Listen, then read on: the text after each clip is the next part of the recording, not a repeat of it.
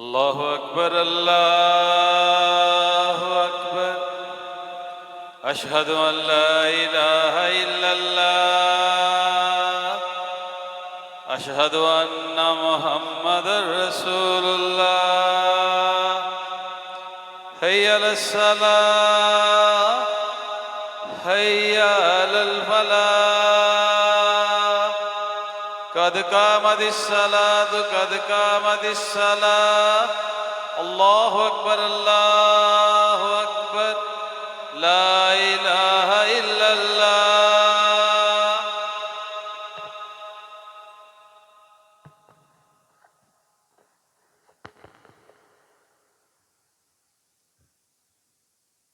استووا واعتدلوا أقيموا صفوفكم فإن تصويت الصفوف من تمام الصلاة मिल जाएं बराबर हो जाएं पाँव से पाँव करने इसके बाद अच्छी तरह मिला लें मोबाइल बंद कर लें अल्लाह अकबर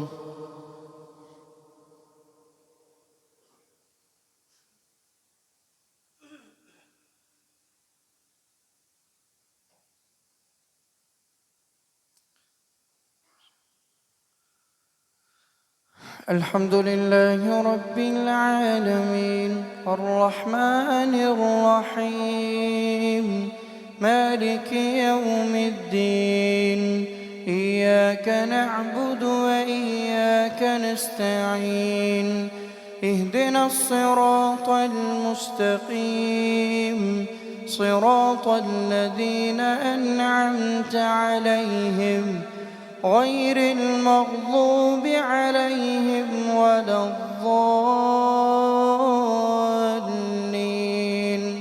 آمين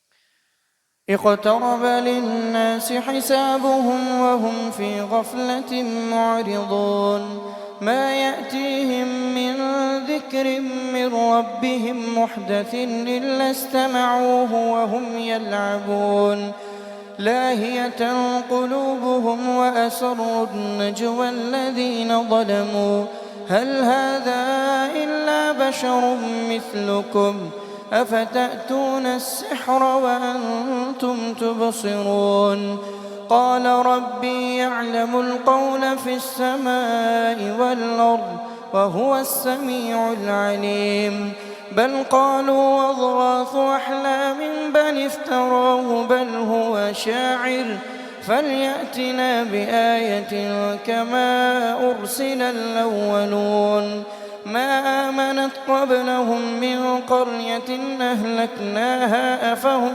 يؤمنون وما أرسلنا قبلك إلا رجالا نوحي إليهم فاسألوا أهل الذكر إن كنتم لا تعلمون وما جعلناهم جسدا لا يأكلون الطعام وما كانوا خالدين ثم صدقناهم الوعد فأنجيناهم ومن نشاء وأهلكنا المسرفين لقد أنزلنا إليكم كتابا فيه ذكركم أفلا تعقلون وكم قصمنا من قرية كانت ظالمة وأنشأنا بعدها قوما آخرين فلما أحسوا بأسنا إذا هم منها يركضون لا تركضوا وارجعوا إلى ما أترفتم فيه ومساكنكم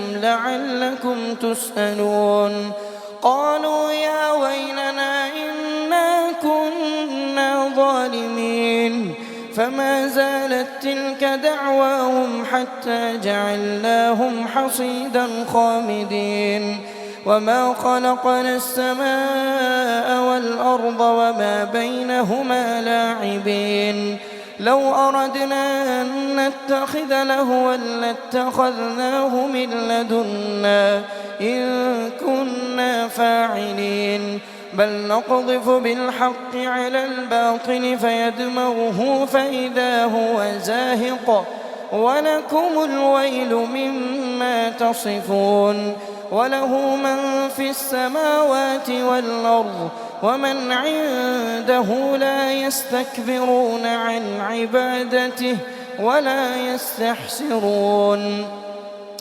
يسبحون الليل والنهار لا يفترون أم اتخذوا آلهة من الأرض هم ينشرون لو كان فيهما آلهة إلا الله لفسدتا فسبحان الله رب العرش عما يصفون لا يسأل عما يفعل وهم يسألون أم اتخذوا من دونه آلهة قل هاتوا برهانكم هذا ذكر من معي وذكر من قبلي بل أكثرهم لا يعلمون الحق فهم معرضون وما أرسلنا من قبلك من رسول إلا نوحي إليه أنه لا إله إلا أنا فاعبدون وقالوا اتخذ الرحمن ولدا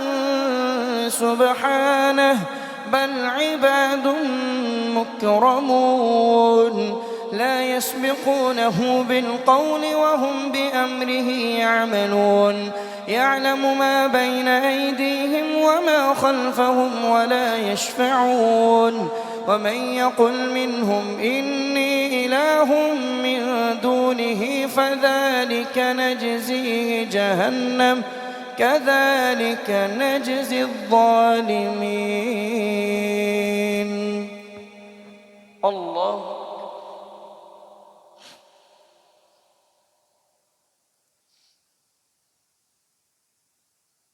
سمع الله لمن حمده. الله أكبر.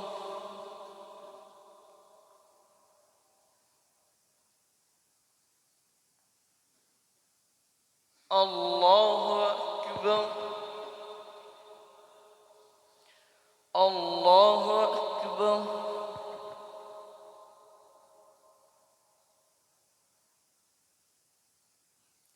الله أكبر.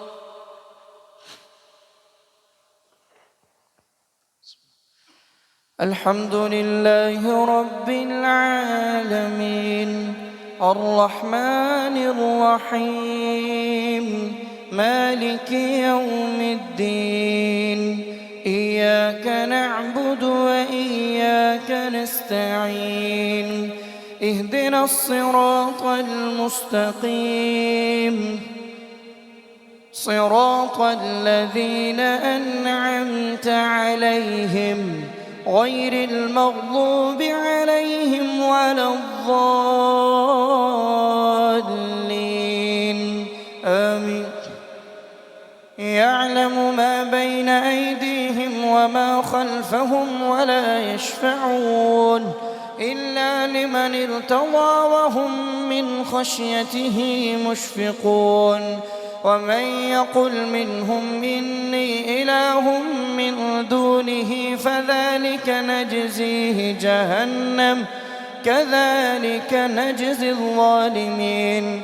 أولم ير الذين كفروا أن السماوات والأرض كانتا رتقا ففتقناهما وجعلنا من الماء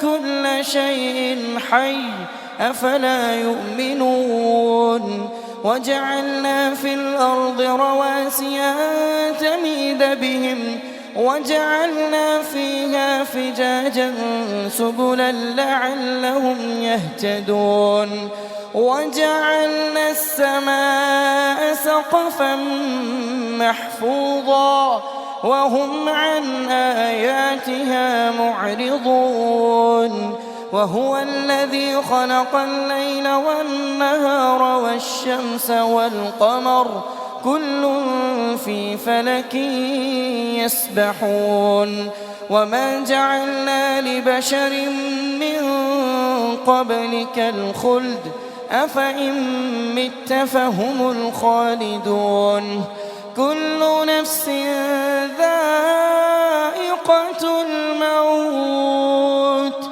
ونبلوكم بالشر الشر والخير فتنة وإلينا ترجعون. وإذا رآك الذين كفروا إن يتخذونك إلا هزوا أهذا الذي يذكر آلهتكم وهم بذكر الرحمن هم كافرون. خلق الإنسان من عجل سأريكم آياتي فلا تستعجلون. ويقولون متى هذا الوعد إن كنتم صادقين. لو يعلم الذين كفروا حين لا يكفون عن وجوههم النار ولا عن ظهورهم ولا هم ينصرون بل تأتيهم بغتة فتبهتهم فلا يستطيعون ردها ولا هم ينظرون. ولقد استهزئ برسل من قبلك فحاق بالذين سخروا منهم ما كانوا به يستهزئون. قل من يكلؤكم بالليل والنهار من الرحمن بل هم عن ذكر ربهم معرضون. أم لهم آلهة تمنعهم من دوننا لا يستطيعون نصر أنفسهم ولا هم منا يصحبون.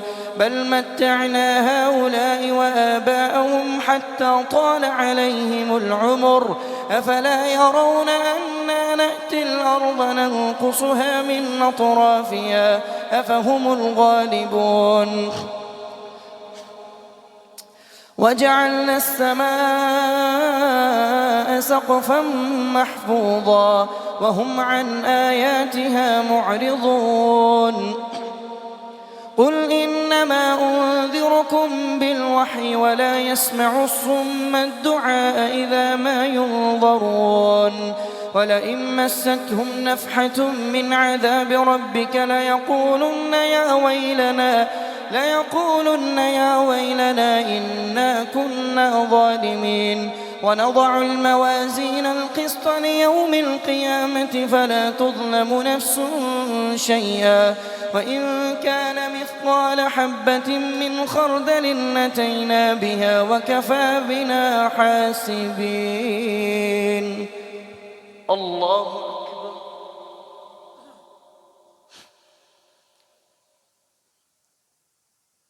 سمع الله لمن حمده.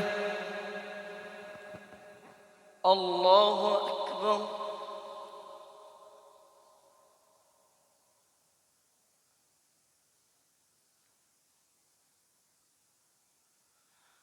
الله أكبر. الله أكبر.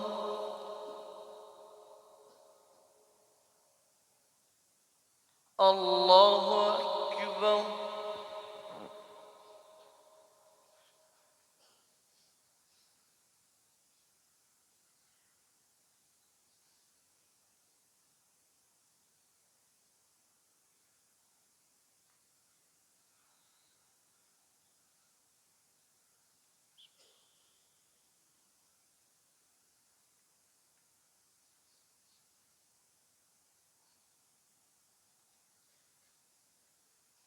الله أكبر.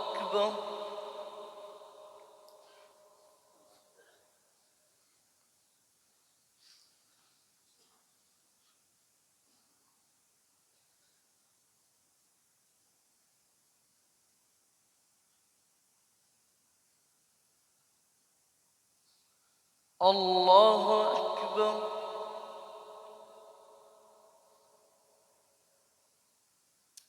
سمع الله لمن حمده.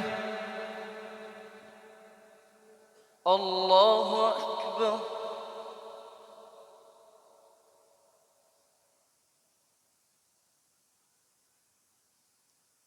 الله أكبر.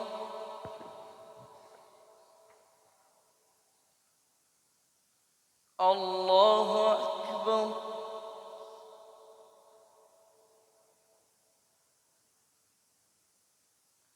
الله أكبر.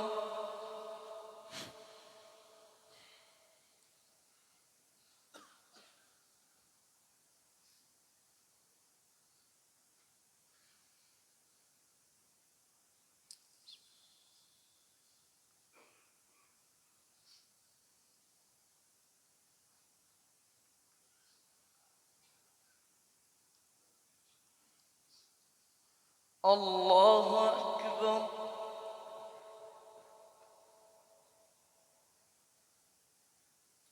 سمع الله لمن حمده. الله أكبر.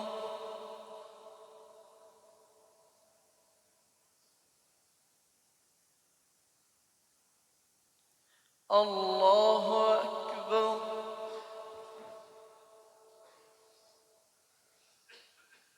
الله أكبر.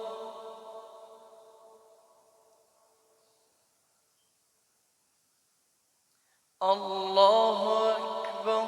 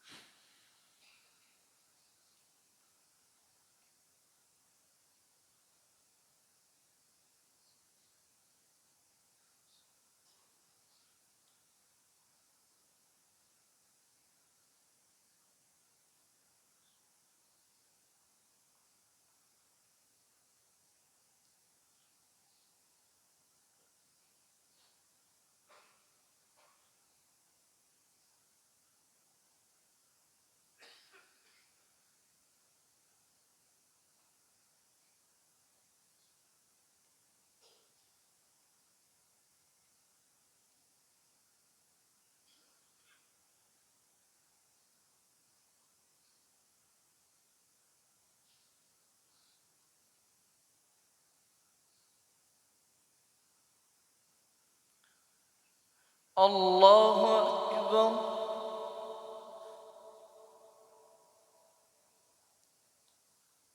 الله أكبر. الله أكبر.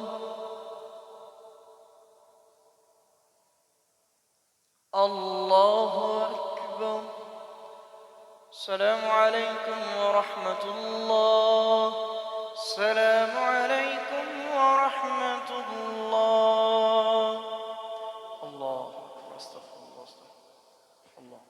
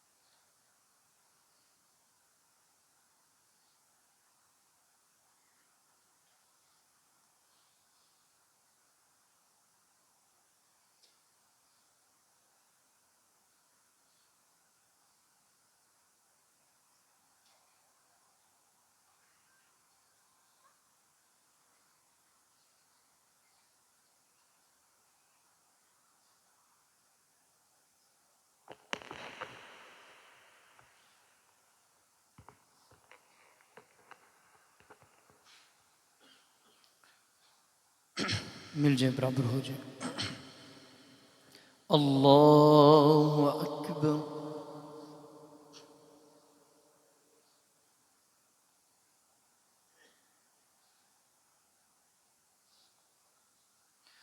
अल्हम्दुलिल्लाह रब्बिल आलमीन अर्रहमानिर रहीम मालिकी यौमिद्दीन इय्याक नअबुदु व इय्याक नस्तईन इहदिनस सिरातल मुस्तकीम सिरातल लज़ीना अन्अमत अलैहिम غير المغضوب عليهم ولا الضالين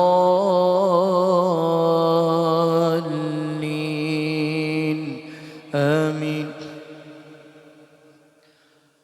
ولقد آتينا موسى وهارون الفرقان وضياء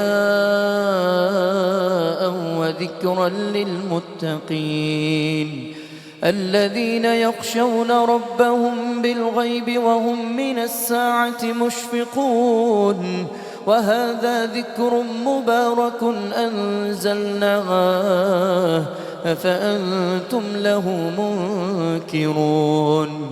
ولقد آتينا إبراهيم رشده من قبل وكنا به عالمين إذ قال لأبيه وقومه ما هذه التماثيل التي أنتم لها عاكفون قالوا وجدنا آباءنا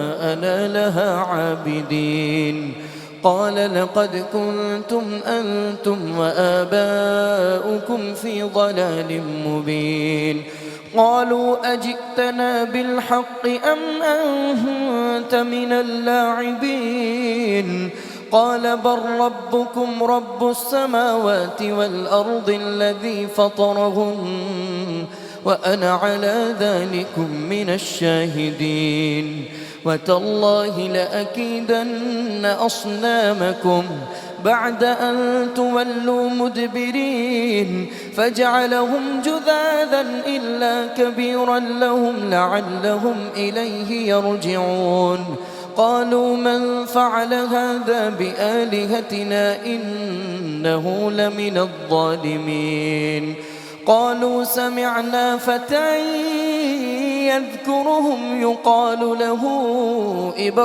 إبراهيم قالوا فأتوا به على أعين الناس لعلهم يشهدون قالوا أأنت فعلت هذا بآلهتنا يا إبراهيم قال بل فعله كبيرهم هذا فاسألوهم إن كانوا ينطقون فرجعوا إلى أنفسهم فقالوا إنكم أنتم الظالمون ثم نكسوا على رؤوسهم لقد علمت ما هؤلاء ينطقون قال أفتعبدون من دون الله ما لا ينفعكم شيئا ولا يضركم أف لكم ولما تعبدون من دون الله أفلا تعقلون قالوا حرقوه وانصروا آلهتكم إن كنتم فاعلين قلنا يا نار كوني بردا وسلاما على إبراهيم وأرادوا به كيدا فجعلناهم الأخسرين ونجيناه ولوطا إلى الأرض التي باركنا فيها للعالمين ووهبنا له إسحاق ويعقوب نافلة وكلا جعلنا صالحين وجعلناهم أئمة يهدون بأمرنا وأوحينا إليهم فعل الخيرات وإقام الصلاة وإيتاء الزكاة وكانوا لنا عابدين ولوطا آتيناه حكما وعلما ونجيناه من القرية التي كانت تعمل الخبائث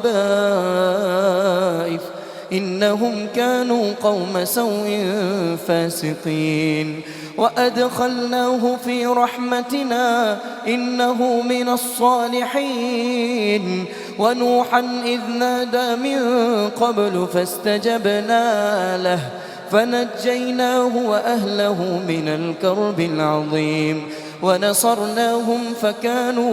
ونصرناهم فكانوا هم الغالبين ونصرناهم من القوم الذين كذبوا بآياتنا إنهم كانوا قوم سوء فأغرقناهم أجمعين وداود وسليمان إذ يحكمان في الحرث إذ نفشت فيه غنم القوم وكنا لحكمهم شاهدين ففهمناها سليمان وكلا آتينا حكما وعلما وسخرنا مع داود الجبال يسبحن والطير وكنا فاعلين وعلمناه صنعة لبوس لكم لتحصنكم من بأسكم فهل أنتم شاكرون ولسليمان الريح عاصفة تجري بأمره إلى الأرض التي باركنا فيها وكنا بكل شيء عالمين ومن الشياطين من يغوصون له ويعملون عملا دون ذلك وكنا لهم حافظين وأيوب إذ نادى ربه أني مسني الضر وأنت أرحم الراحمين فاستجبنا له فكشفنا ما به من ضر وآتيناه أهله ومثلهم معهم رحمة من عندنا وذكرى للعابدين وإسماعيل وإدريس وذا الكفل وكل من الصابرين وأدخلناهم في رحمتنا إنهم من الصالحين وذا النون إذ ذهب مغاضبا فظن أن لن نقدر عليه فنادى في الظلمات أن لا إله إلا أنت سبحانك إني كنت من الظالمين فاستجبنا له ونجيناه من الغم وكذلك ننجي المؤمنين وزكريا إذ نادى ربه رب لا تذرني فردا وأنت خير الوارثين فاستجبنا له ووهبنا له يحيى وأصلحنا له زوجه إنهم كانوا يسارعون في الخيرات ويدعوننا رغبا ورهبا وكانوا لنا خاشعين والتي أحصنت فرجها فنفخنا فيها من روحنا وجعلناها وابنها آية للعالمين إن هذه أمتكم أمة واحدة وأنا ربكم فاعبدون وتقطعوا أمرهم بينهم كل إلينا راجعون الله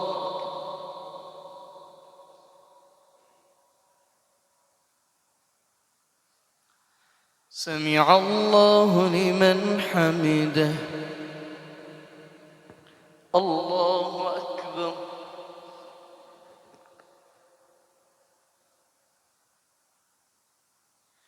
الله أكبر الله أكبر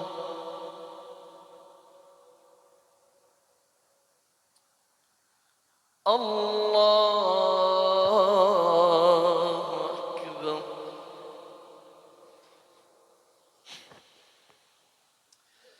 الحمد لله رب العالمين الرحمن الرحيم مالك يوم الدين إياك نعبد وإياك نستعين اهدنا الصراط المستقيم صراط الذين أنعمت عليهم غير المغضوب عليهم ولا الضالين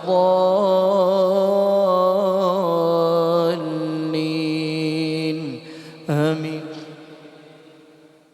فمن يعمل من الصالحات وهو مؤمن فلا كفران لسعيه وإنا له كاتبون وحرام على قرية أهلكناها أنهم لا يرجعون حتى إذا فتحت يأجوج ومأجوج وهم من كل حدب ينسلون واقترب الوعد الحق فإذا هي شاخصة أبصار الذين كفروا يا ويلنا قد كنا في غفلة من هذا بل كنا ظالمين إنكم وما تعبدون من دون الله حصب جهنم أنتم لها واردون لو كان هؤلاء آلهة ما وردوها وكل فيها خالدون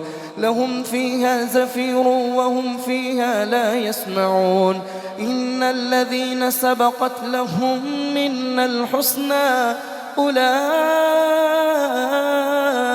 عنها مبعدون لا يسمعون حسيسها وهم فيما اشتهت أنفسهم وهم خالدون لا يحزنهم الفزع الأكبر وتتلقاهم الملائكة هذا يومكم الذي كنتم توعدون يوم نطوي السماء كطي السجل للكتب كما بدأنا أول خلق نعيده وعدا علينا إنا كنا فاعلين ولقد كتبنا في الزبور من بعد الذكر أن الأرض يرثها عبادي الصالحون إن في هذا لبلاغا لقوم عابدين وما أرسلناك إلا رحمة للعالمين قل إنما يوحى إلي أنما إلهكم إله واحد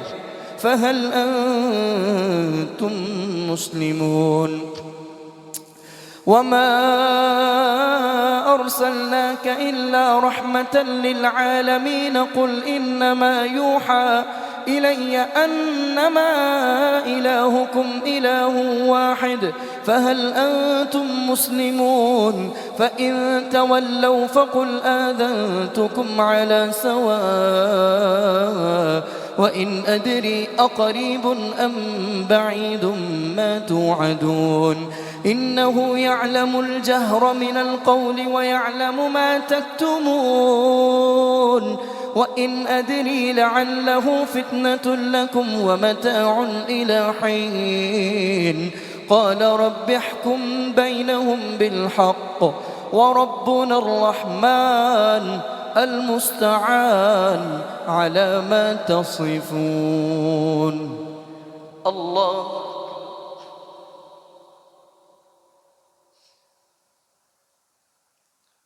سمع الله لمن حمده الله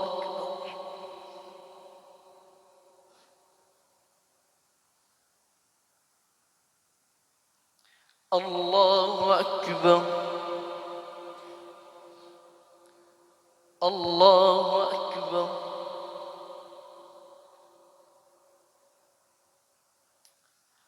الله أكبر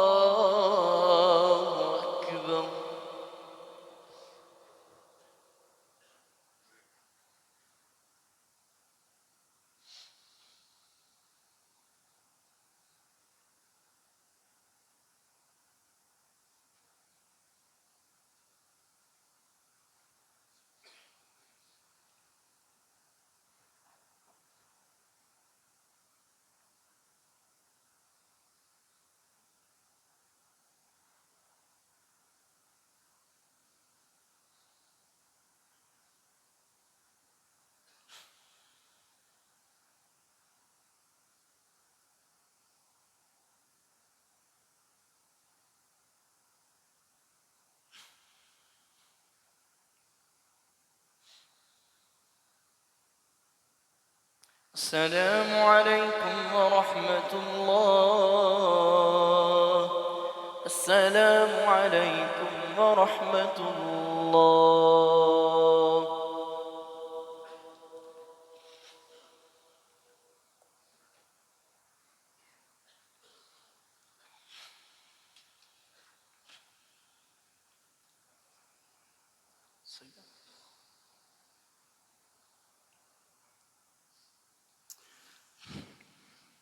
पहली रकत में इंशाअल्लाह सजदे तिलावत होगा। पहली रकत में इंशाअल्लाह सजदे तिलावत होगा। अल्लाहु अकबर।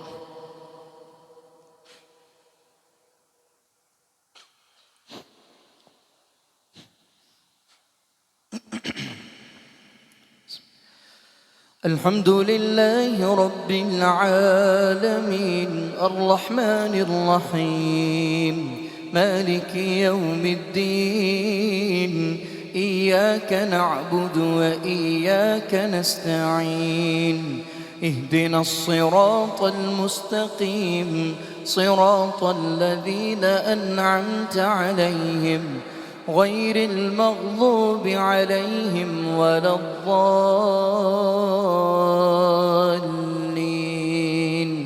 آمين. بسم الله الرحمن الرحيم. يا أيها الناس اتقوا ربكم إن زلزلة الساعة شيء عظيم يوم ترونها تذهل كل مرضعة عما أرضعت وتضع كل ذات حمل حملها وترى الناس سكارى وما هم بسكارى ولكن عذاب الله شديد. ومن الناس من يجادل في الله بغير علم ويتبع كل شيطان مريد كتب عليه أنه من تولاه فأنه يضله ويهديه إلى عذاب السعير. يا أيها الناس إن كنتم في ريب من البعث فإنا خلقناكم من تراب ثم من نطفة ثم من علقة ثم من مضغة مخلقة وغير مخلقة لنبين لكم ونقر في الأرحام ما نشاء إلى أجل مسمى ثم نخرجكم طفلا ثم لتبلغوا أشدكم ومنكم من يتوفى ومنكم من يرد إلى أرذل العمر لكي لا يعلم بعد علم شيئا من بعد علم شيئا وترى الأرض هامدة فإذا أنزلنا عليها الماء اهتزت وربت وأنبتت من كل زوج بهيج. ذلك بأن الله هو الحق وأن ما يدعون من دونه الباطل وأن الله هو العلي الكبير. ذلك بأن الله هو الحق وأن ما يدعون من دونه شيء وأنه يحيي الموتى وأنه على كل شيء قدير وأن الساعة آتية لا ريب فيها وأن الله يبعث من في القبور. ومن الناس من يجادل في الله بغير علم ولا هدى ولا كتاب منير ثاني عطفه ليضل عن سبيل الله له في الدنيا خزي ونذيقه يوم القيامة عذاب الحريق ذلك بما قدمت يداك وأن الله ليس بظلام للعبيد. ومن الناس من يعبد الله على حرف فإن أصابه خير اطمأن به وإن أصابته فتنة انقلب على وجهه خسر الدنيا والآخرة ذلك هو الخسران المبين. يدعو من دون الله ما لا يضره وما لا ينفعه، ذلك هو الضلال البعيد. يدعو لمن ضره أقرب من نفعه، لبئس المولى ولبئس العشير. إن الله يدخل الذين آمنوا وعملوا الصالحات جنات تجري من تحتها الأنهار، إن الله يفعل ما يريد. من كان يظن أن لن ينصره الله في الدنيا والآخرة فليمدد بسبب إلى السماء ثم ليقطع فلينظر هل يذهبن كيده ما يغيظ. وكذلك أنزلناه آيات بينات وأن الله يهدي من يريد.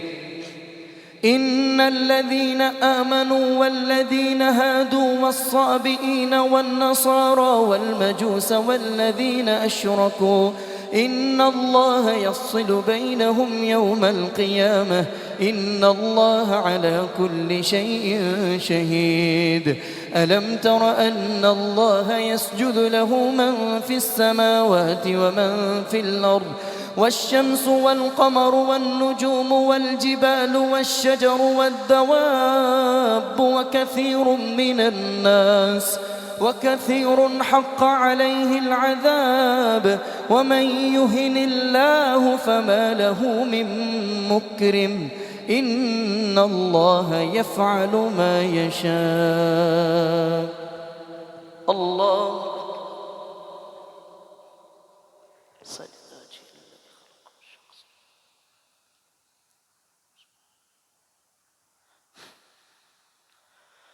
الله أكبر.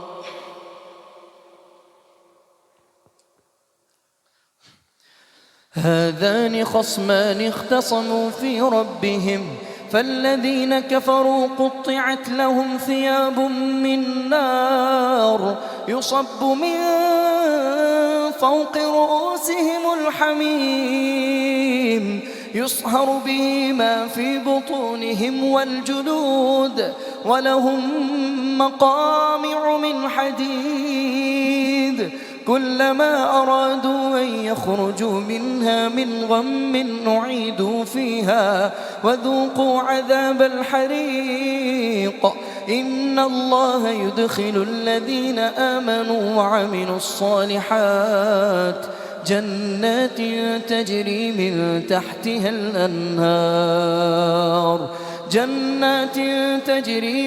تحتها الأنهار يحلون فيها من أساور من ذهب ولؤلؤا ولباسهم فيها حرير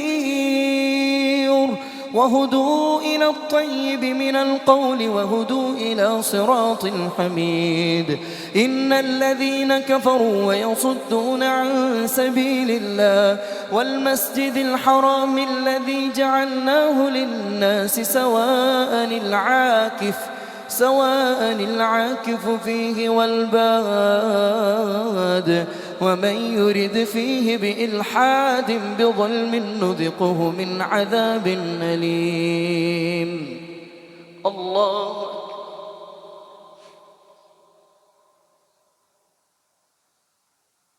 سمع الله لمن حمده. الله أكبر.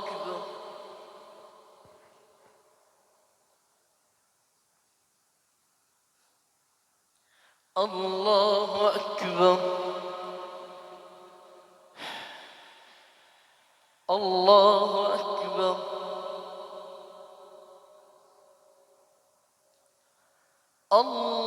الله أكبر. الحمد لله رب العالمين الرحمن الرحيم مالك يوم الدين. إياك نعبد وإياك نستعين اهدنا الصراط المستقيم صراط الذين أنعمت عليهم غير المغضوب عليهم ولا الضالين آمين. وإذ بوأنا لإبراهيم مكان البيت ألا تشرك بي شيئا وطهر بيتي للطائفين والقائمين والركع السجود وأذن في الناس بالحج يأتوك رجالا وعلى كل ضامر يأتين من كل فج عميق ليشهدوا منافع لهم ويذكروا اسم الله على ما رزقهم من بهيمة الأنعام فكلوا منها وأطعموا البائس الفقير ثم ليقضوا تفثهم وليوفوا نذورهم وليطوفوا بالبيت العتيق ذلك ومن يعظم حرمات الله فهو خير له عند ربه وأحلت لكم الأنعام إلا ما يتلى عليكم فاجتنبوا الرجس من الأوثان واجتنبوا قول الزور حنفاء لله غير مشركين به ومن يشرك بالله فكأنما خر من السماء فتخطفه الطير أو تهوي به الريح في مكان سحيق ذلك ومن يعظم شعائر الله فإنها من تقوى القلوب لكم فيها منافع إلى أجل مسمى ثم محلها إلى البيت العتيق ولكل أمة جعلنا منسكا ليذكروا اسم الله على ما رزقهم من بهيمة الأنعام فإلهكم إله واحد فله أسلموا وبشر المخبتين الذين إذا ذكر الله وجلت قلوبهم والصابرين على ما أصابهم والمقيم الصلاة ومما رزقناهم ينفقون والبدن جعلناها لكم من شعائر الله لكم فيها خير فاذكروا اسم الله عليها صواف فإذا وجبت جنوبها فكلوا منها وأطعموا القانع والمعتر كذلك سخرناها لكم لعلكم تشكرون لن ينال الله لحومها ولا دماؤها ولكن يناله التقوى منكم كذلك سخرها لكم لتكبروا الله على ما هداكم وبشر المحسنين إن الله يدافع عن الذين آمنوا إن الله لا يحب كل خوان كفور الله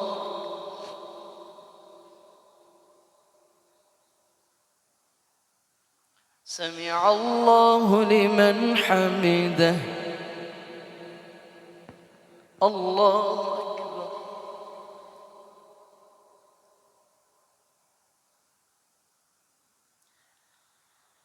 الله أكبر الله أكبر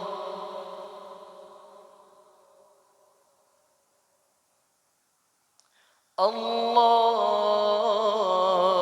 أكبر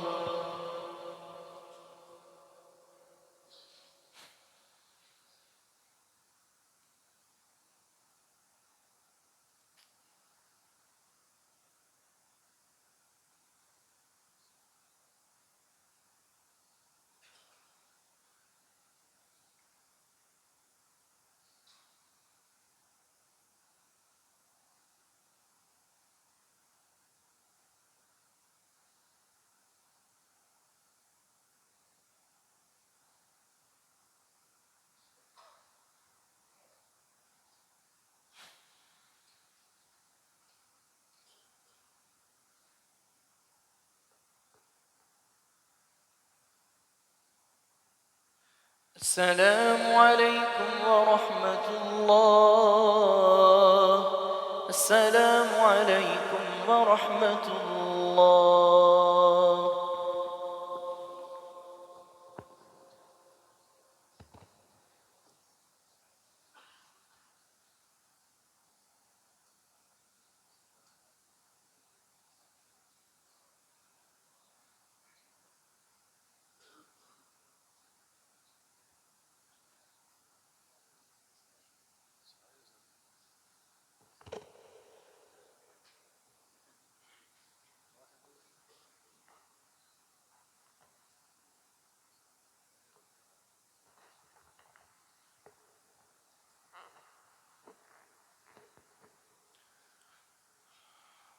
بسم اللہ والصلاة والسلام علی رسول اللہ، اما بعد. کل 2 سوالات تھے، ان کی کچھ وضاحت میں کرنا چاہتا ہوں. ان سوالات کے جوابات تھوڑے سے اختصار میں نے ایک گزارش کی تھی. اصل میں بڑا تھوڑا ٹائم ہوتا ہے، اس ٹائم میں نے اپنی بات کو مکمل کرنے کی میں کوشش کرتا ہوں. تو بعض اوقات جب ٹائم کم ہونے کی وجہ سے میں سوال کا جواب دینے کی کوشش کرتا ہوں تو اس میں کچھ ابہام رہ جاتا ہے. پھر ایک انسان ہوں تو ہر طرح سے بات کو پرفیکٹ طریقے سے کروں یہ ہو نہیں سکتا. بعض اوقات کمی کوتاہی رہ جاتی ہے. کل دونوں جوابات میں کچھ بھائیوں نے کہا کہ اس میں کچھ ابہام ہے. ایک تھا کہ جو نمازی ہیں وہ تراویح کے اندر یا فرض نماز ہو اس میں موبائل سے یا قرآن سے دیکھ کے کیا سن سکتے ہیں. تو میں نے کل گزارش کی تھی کہ میں نے کہا ایسی اس بات کی گنجائش نہیں ہے. جو بھی دلائل اس بارے میں وہ الحمدللہ وہ دلائل میرے علم میں ہیں کہ سیدہ عائشہ کے غلام سیدنا زکوان وہ تراویح پڑھاتے تھے ان کو قرآن سے دیکھ کر. اور بھی کچھ صحابہ کرام سے ایسی باتیں آتی ہیں. تو ان دلائل کا سب کا تعلق صرف اور صرف مجبوری کی صورت میں امام کے ساتھ ہے یا سامنے کے ساتھ ہے. ان دلائل میں ایسی بات نہیں ہے کہ اوورال نمازی جو ہیں وہ قرآن کھول کے یا موبائل سے اس طرح تلاوت سنیں. یہ اس بات کی اجازت نہیں ہے، کیونکہ اصل جو نماز میں خشوع ہے جو آپ نے سجدے والی جگہ پہ دیکھنا ہے وہ ساری چیزیں متاثر ہو جائیں گی. دوسرا جو سوال تھا وہ عورت کا گھر کے اندر اعتکاف کرنا.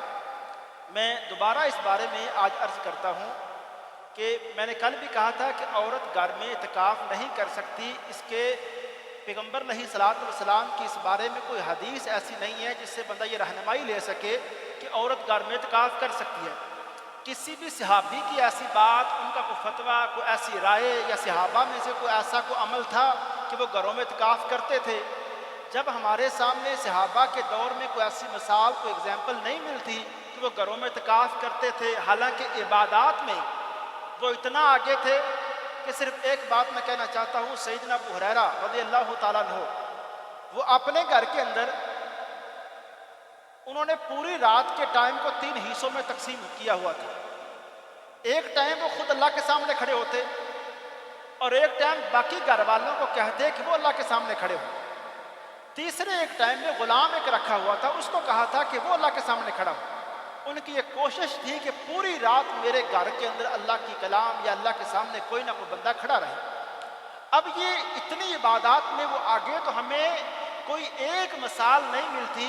یہ بعد میں فقہ کی کتابوں کے اندر یہ مسئلہ آ گیا کہ عورت جو ہے گھر میں اعتکاف کر سکتی ہے، لیکن حدیث کے اندر کوئی ایسی صراحت کے ساتھ یا صحابہ کرام کے دور میں ایسی کوئی واضح مثال ہمارے سامنے نہیں ہے. تو پھر کل سوال کے جواب میں نے یہ گزارش کر دی تھی کہ خواتین جو ہیں اپنے گھر کے جو ٹائم ہے، دیکھیں جب ایک مسجد کے اندر ایسا کوئی عورت اپنے آپ کو سیو نہیں محسوس کر رہی، کوئی حالات ایسے نہیں ہیں، وہ عورت مسجد میں اعتکاف نہیں کر سکتی، تو پھر اس پر یہ پابندی نہیں ہے. اس کو نیت کا ثواب لازمی ملے گا. وہ اپنے ٹائم کو زیادہ سے زیادہ ایسے مینج کرے رمضان کے اندر کہ وہ سحری کا جو انتظام کر رہی ہے، میں نے کہا تھا کہ وہ اس نیت سے کرے کہ میں نے روزہ داروں کے لیے سارا انتظام کرنا ہے. کچن میں اس کا کام کرنا بھی عبادت ہے. اور اس کے بعد اپنے ٹائم کو تلاوت قرآن پاک کے لیے، اور خاص طور پر جو بھی 5 نمازوں کے ٹائم ہیں اس ٹائم کو وہ ایسے مینج کرے کہ جیسے ہی اذان کا ٹائم ہو وہ مصلی پہ آ جائے، سنتیں پڑھے، اس کے کچھ بعد دعا بھی کرے۔ پیغمبر علیہ السلام کی حدیث ہے کہ لا يرد دعا بین الاذان والاقامہ، اقامت اور اذان کے درمیان جو وقت ہے اس میں جو بھی دعا کی جائے وہ رد نہیں کی جاتی۔ تو خواتین بھی اس فضیلت کو حاصل کر سکتی ہیں گھر کے اندر، تو وہ سنتے پڑھنے کے بعد کچھ ٹائم لیں، کچھ دعا کریں، پھر اس کے بعد فرض نماز پڑھیں۔ اس طرح اپنے ٹائم کو زیادہ سے زیادہ بھرپور انداز میں وہ رمضان کے اندر گزاریں تو اللہ تعالیٰ ان کی نیت کے مطابق لازمی ان کو زیادہ سے زیادہ ثواب عطا فرمائے گا۔ اور اس میں میں یہ بھی ایک گزارش کرنا چاہوں گا کہ خواتین کے لیے کہ ان کے لیے جو نوافل ہیں یا نمازیں ہیں، دیکھیں اسلام کے اندر کیا وضاحت سے مسئلہ سمجھایا گیا کہ خواتین کے لیے جو گھر کے اندر نماز ہے وہ زیادہ بہتر ہے۔ اگر ایک عورت گھر کے اندر رہتے ہوئے، گھر میں خواتین، میں نے کل کہا تھا 2-3 خواتین ہیں گھر کے اندر، تو وہ فضیلت کو حاصل کریں، وہ جماعت کے ساتھ نماز پڑھیں۔ اگر 3 خواتین ہیں تو درمیان میں امام، خاتون امام درمیان پہلی صف کے اندر درمیان میں کھڑی ہوتی ہے، تو وہ آگے مصلی اس کا نہیں ہوتا۔ تو یہ ساری فضیلتیں خواتین اگر کوشش کریں تو رمضان کے اندر اپنے جو اس رمضان کا یہ جو موسم ہے، یہ مہینہ ہے، اس کو بھرپور سے بھرپور طریقے سے گزار سکتی ہے۔ صرف آخر میں سورہ مریم کے اندر ایک دعا، میں اس کی طرف آپ کی توجہ دلاؤں گا۔ حضرت زکریا علیہ السلام بوڑھے ہو گئے، اللہ نے اولاد نہیں دی، تو ایک دن اللہ کے سامنے دعا کیا کر رہے ہیں، اس دعا کو میں اور آپ زبانی یاد کریں، اور جن لوگوں کو اللہ تعالیٰ نے اولاد کی نعمت سے نہیں نوازا وہ تو اس کا وظیفہ کریں۔ رب لا تذرنی فردا، کہ اے اللہ مجھے اکیلا نہ چھوڑ، اللہ میرا کوئی وارث بنا، میرا کوئی وارث، رب لا تذرنی فردا۔ اس وظیفے کو کثرت کے ساتھ پڑھا جائے۔ اور اسی طرح حضرت زکریا کا جو انداز، جو یقین ہے نا، بڑھاپا آ چکا ہے لیکن بال سفید آ چکے ہیں، لیکن پھر بھی اللہ کے سامنے دعا کر رہے ہیں۔ مریم علیہ السلام کا واقعہ بھی اس کے اندر آتا ہے، اس میں 2 واقعات ہیں۔ اللہ تعالیٰ نے بتایا ہے کہ اللہ تعالیٰ اپنی قدرت بندوں پہ کیسے ظاہر کرتا ہے۔ بوڑھے زکریا کو بیٹا دے کے، اور مریم کو تو بغیر خامد کے بیٹا دے کے اللہ نے بتایا کہ اے لوگوں، جس رب کا تعارف قرآن پاک میں کروایا جا رہا ہے وہ رب کون ہے، وہ اس طرح بندوں کو بھی نوازتا ہے۔ تو ہمیں اللہ تعالیٰ کے اوپر توکل، بھروسہ اس صورت کے اندر ہمارا بڑھ جاتا ہے پڑھ کے۔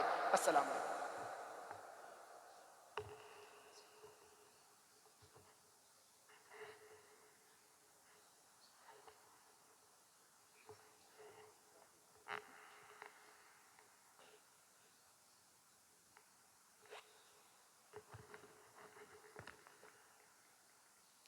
اللہ اکبر۔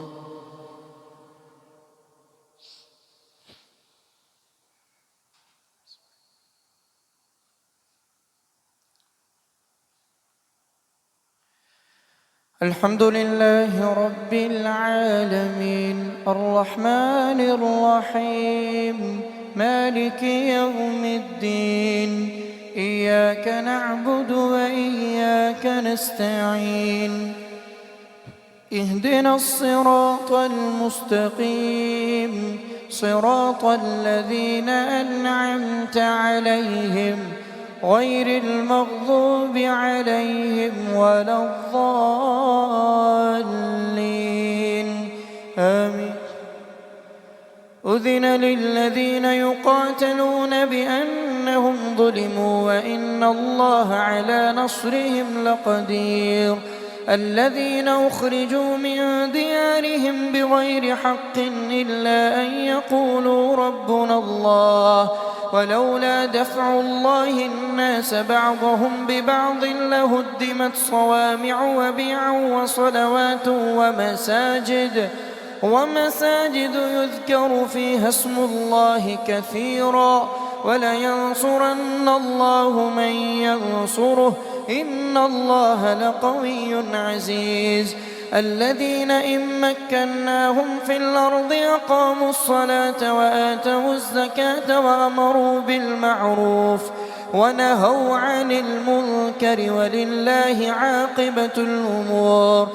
وإن يكذبوك فقد كذبت قبلهم قوم نوح وعاد وثمود وقوم إبراهيم وقوم لوط وأصحاب مدين. وكذب موسى فأمليت للكافرين ثم أخذتهم فكيف كان نكير. أفلم يسيروا في الأرض فتكون لهم قلوب يعقلون بها فكأي من قرية أمليت لها من قرية وهي خاوية على عروشها وبئر معطلة وقصر مشيد. أفلم يسيروا في الأرض فتكون لهم قلوب يعقلون بها أو آذان يسمعون بها فإنها لا تعمى الأبصار ولكن تعمى القلوب التي في الصدور. ويستعجلونك بالعذاب ولن يخلف الله وعده وإن يوما عند ربك كألف سنة مما تعدون. وكأي من قرية أمليت لها وهي ظالمة ثم أخذتها إلي المصير. قل يا أيها الناس إنما أنا لكم نذير مبين. فالذين آمنوا وعملوا الصالحات لهم مغفرة ورزق كريم. والذين سعوا في آياتنا معاجزين أولئك أصحاب الجحيم. وما أرسلنا من قبلك من رسول ولا نبي إلا إذا تمنى ألقى الشيطان في أمنيته فينسخ الله ما يلقي الشيطان ثم يحكم الله آياته والله عليم حكيم. ليجعل ما يلقي الشيطان فتنة للذين في قلوبهم مرض والقاسية قلوبهم وإن الظالمين لفي شقاق بعيد. وليعلم الذين أوتوا العلم أنه الحق من ربك فيؤمنوا به فتخبت له قلوبهم وإن الله لهادي الذين آمنوا إلى صراط مستقيم. ولا يزال الذين كفروا في مرية منه حتى تأتيهم الساعة أو يأتيهم عذاب يوم عقيم بغتة أو يأتيهم عذاب يوم عقيم. الملك يومئذ لله يحكم بينهم. فالذين آمنوا وعملوا الصالحات في جنات النعيم والذين كفروا وكذبوا بآياتنا فأولئك لهم عذاب مهين. الله أكبر.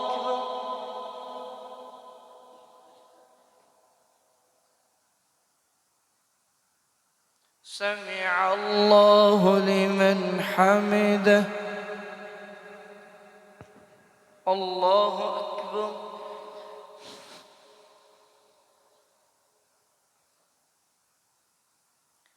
الله أكبر.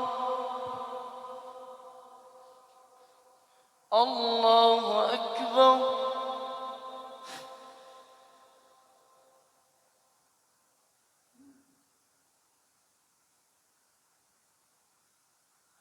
الله أكبر.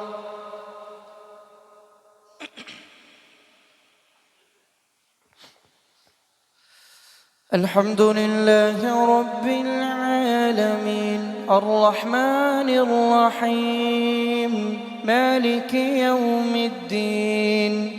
إياك نعبد وإياك نستعين.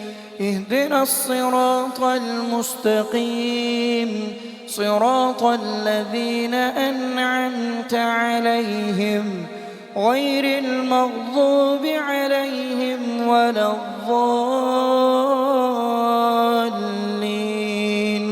آمين. والذين هاجروا في سبيل الله ثم قتلوا أو ماتوا ليرزقنهم الله رزقا حسنا وإن الله لهو خير الرازقين ليدخلنهم مدخلا يرضونه وإن الله لعليم حليم ذلك بأن الله يولج الليل في النهار ويولج النهار في الليل وأن الله ليدخلنهم مدخلا يرضونه وإن الله لعليم حليم ذلك ومن عاقب بمثل ما عوقب به ثم بغي عليه لينصرنه الله إن الله لعفو غفور ذلك بأن الله يولج الليل في النهار ويولج النهار في الليل وأن الله سميع بصير ذلك بأن الله هو الحق وأن ما يدعون من دونه هو الباطل وأن الله هو العلي الكبير ألم تر أن الله أنزل من السماء ماء فتصبح الأرض مخضرة إن الله لطيف خبير له ما في السماوات وما في الأرض وإن الله لهو الغني الحميد ألم تر أن الله سخر لكم ما في الأرض والفلك تجري في البحر بأمره ويمسك السماء أن تقع على الأرض إلا بإذنه إن الله بالناس لرؤوف رحيم وهو الذي يحياكم ثم يميتكم ثم يحييكم إن الإنسان لكفور لكل أمة جعلنا منسكا هم ناسكوه فلا ينازعنك في الأمر وادع إلى ربك إنك لعلى هدى مستقيم وإن جادلوك فقل الله أعلم بما تعملون الله يحكم بينكم يوم القيامة فيما كنتم فيه تختلفون الله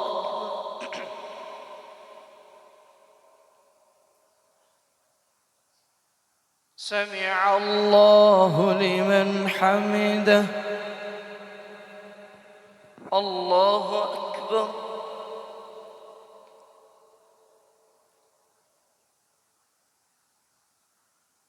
الله أكبر الله أكبر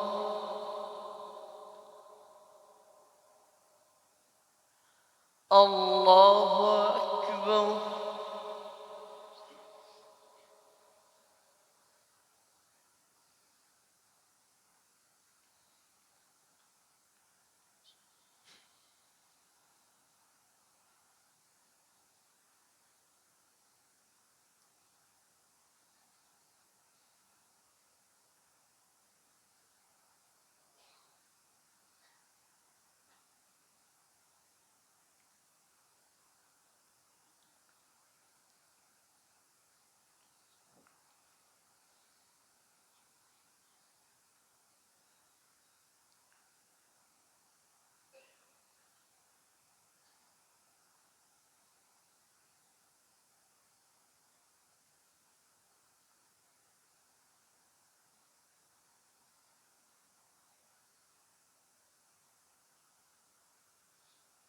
السلام عليكم ورحمة الله السلام عليكم ورحمة الله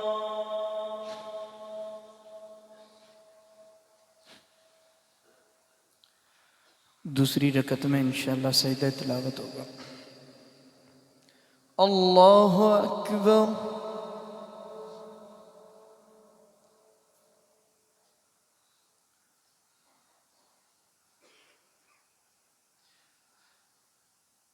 الحمد لله رب العالمين الرحمن الرحيم مالك يوم الدين إياك نعبد وإياك نستعين اهدنا الصراط المستقيم صراط الذين أنعمت عليهم غير المغضوب عليهم ولا الضالين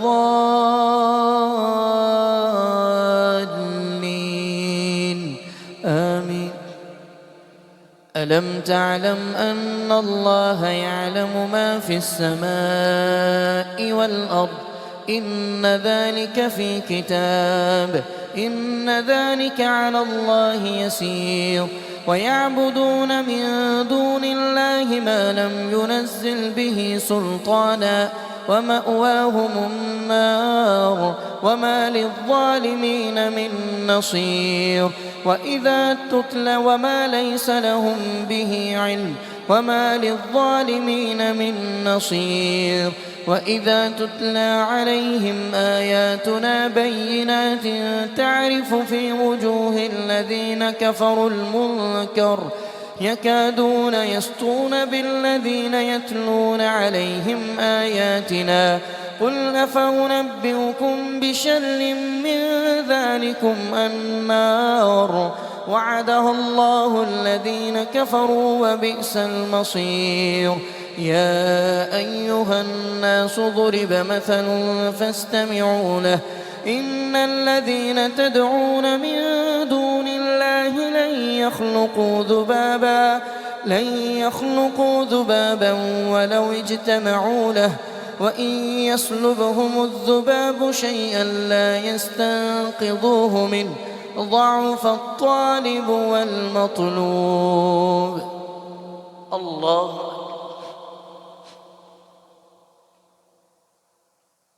سمع الله لمن حمده. الله أكبر.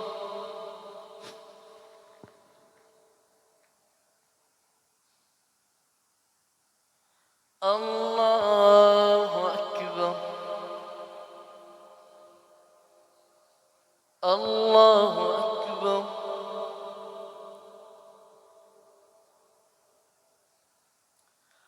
الله أكبر.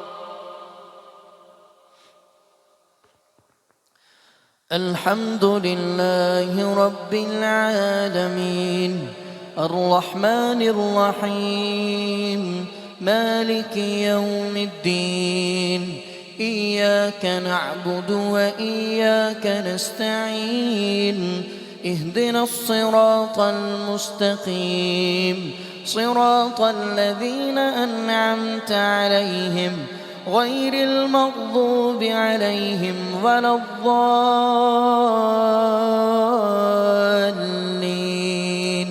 آمين. وما قدروا الله حق قدره إن الله لقوي عزيز.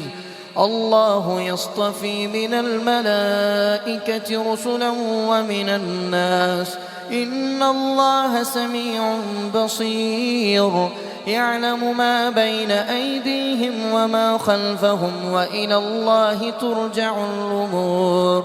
يا أيها الذين آمنوا اركعوا واسجدوا واعبدوا ربكم وافعلوا الخير لعلكم تفلحون. الله أكبر.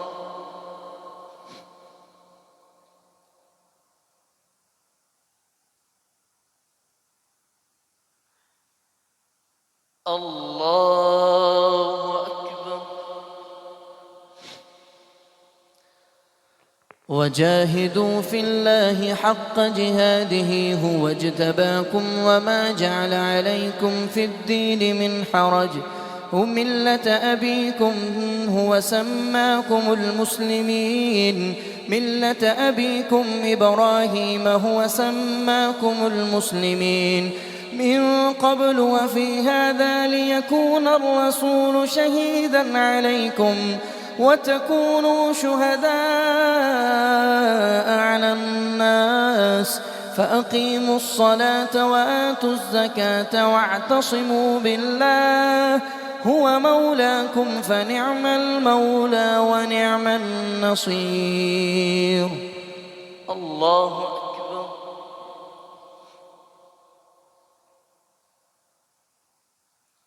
سمع الله لمن حمده. الله أكبر.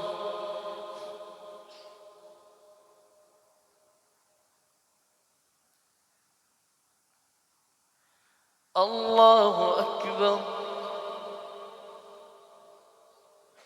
الله أكبر.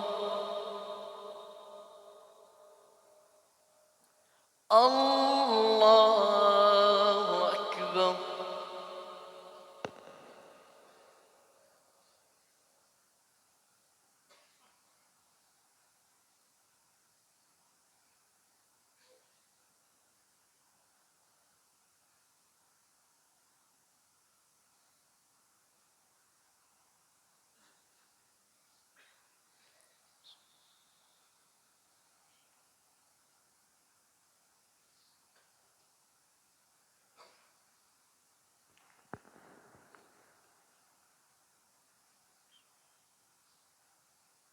السلام عليكم ورحمة الله. السلام عليكم ورحمة الله.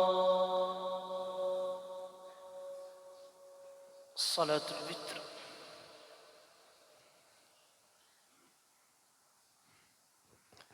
الله أكبر.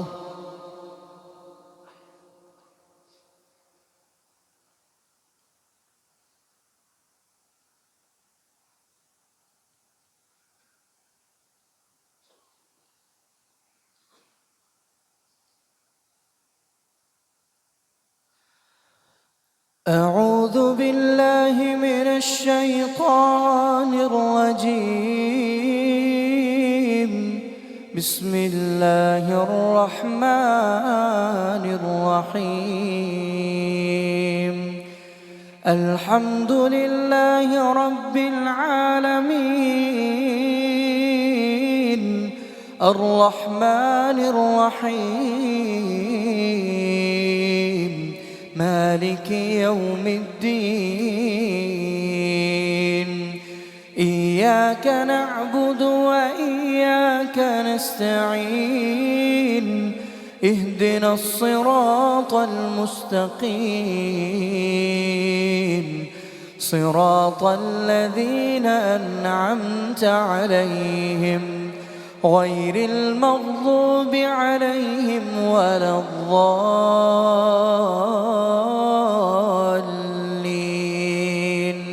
آمين.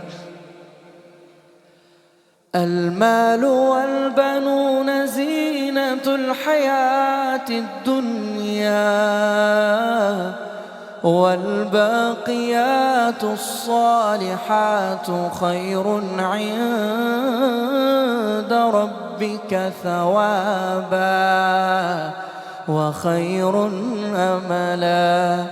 ويوم نسير الجبال وترى الأرض بارزة وحشرناهم فلم نغادر منهم أحدا وعرضوا على ربك صفا لقد جئتمونا كما خلقناكم أول مرة بل زعمتم أن لن نجعل لكم موعدا.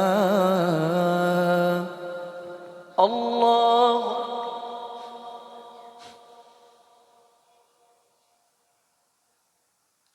سمع الله لمن حمده. الله أكبر.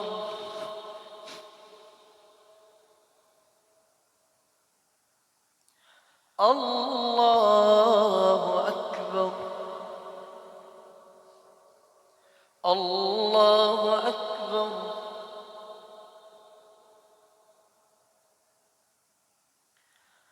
الله أكبر. بسم الله الرحمن الحمد لله رب العالمين الرحمن الرحيم مالك يوم الدين إياك نعبد وإياك نستعين اهدنا الصراط المستقيم صراط الذين أنعمت عليهم غير المغضوب عليهم ولا الضالين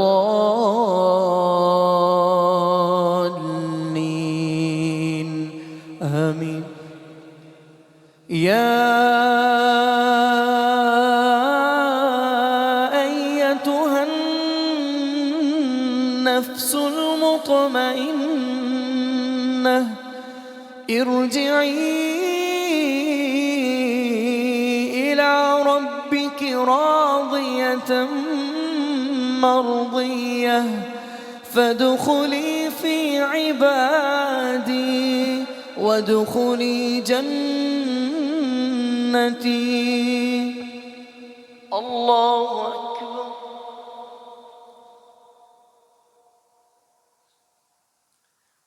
سمع الله لمن حمده. الله أكبر.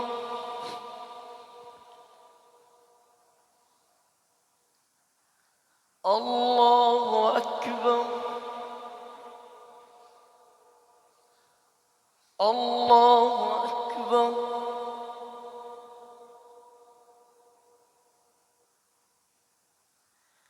الله أكبر. الحمد لله رب العالمين الرحمن الرحيم مالك يوم الدين إياك نعبد وإياك نستعين اهدنا الصراط المستقيم صراط الذين أنعمت عليهم غير المغضوب عليهم ولا الضالين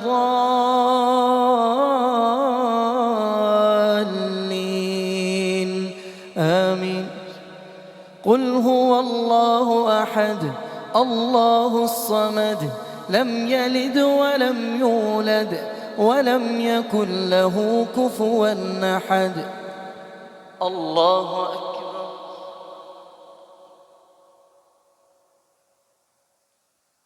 سمع الله لمن حمده. اللهم اهدنا فيمن هديت وعافنا فيمن عافيت وتولنا فيمن توليت وبارك لنا فيما أعطيت وقنا برحمتك واصرف عنا شر ما قضيت فإنك تقضي ولا يقضى عليك فإنه لا يذل من واليت ولا يعز من عاديت تباركت ربنا وتعاليت. نستغفرك اللهم من جميع الذنوب والخطايا ونتوب إليك. اللهم اغفر للمؤمنين والمؤمنات والمسلمين والمسلمات وألف بين قلوبهم وأصلح ذات بينهم وانصرهم على عدوك وعدوهم. اللهم العن الكفرة الذين يصدون عن سبيلك ويكذبون رسلك ويقاتلون أولياءك.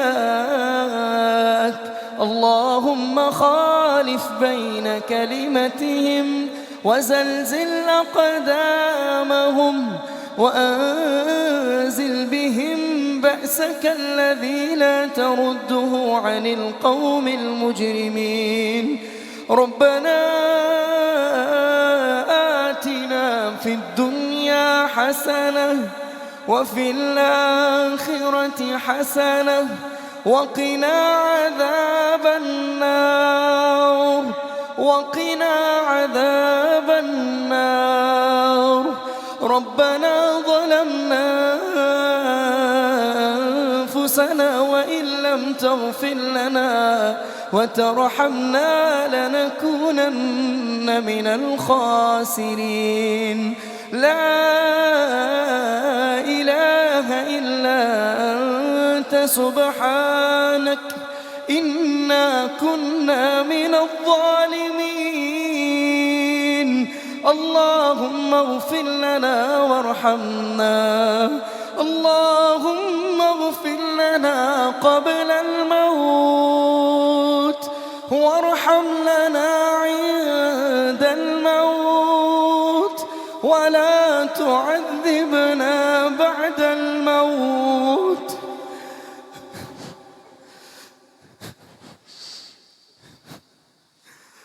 ولا تعذبنا بعد الموت ولا تحاسبنا يوم القيامة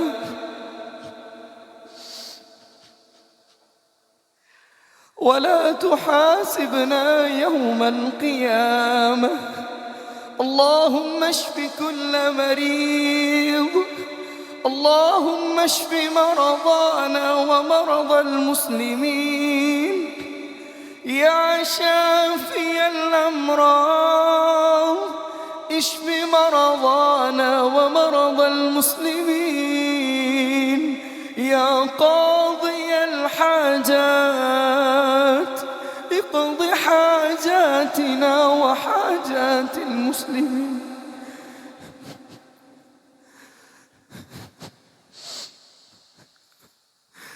اللهم انصر المسلمين في كل مكان.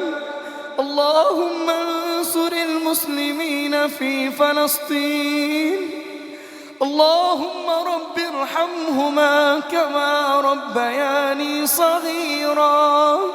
اللهم رب ارحمهما كما ربياني صغيرا. اللهم رب ارحمهما كما ربياني صغيرا. اللهم اعتق رقابنا من النار ورقاب والدينا من النار وأدخلنا الجنة مع الأبرار. اللهم تقبل دعاءنا، اللهم تقبل ركوعنا وسجودنا، اللهم تقبل صيامنا وقيامنا وصلاتنا وعبادتنا. اللهم احفظ وطننا الباكستان.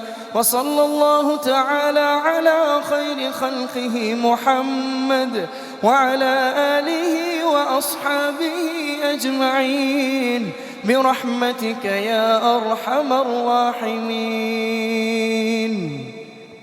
الله أكبر.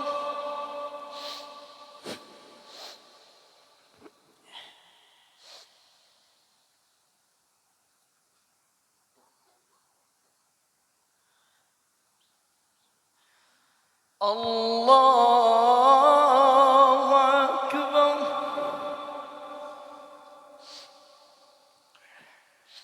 الله أكبر.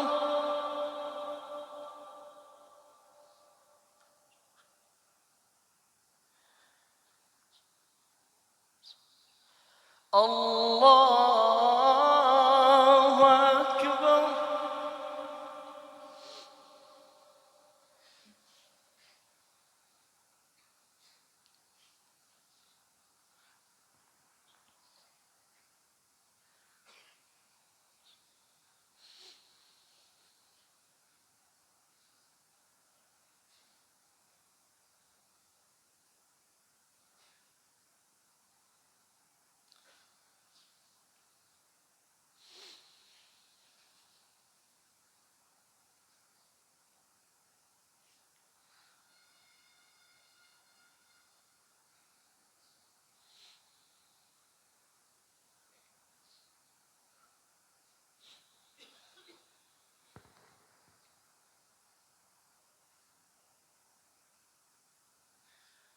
السلام عليكم ورحمة الله.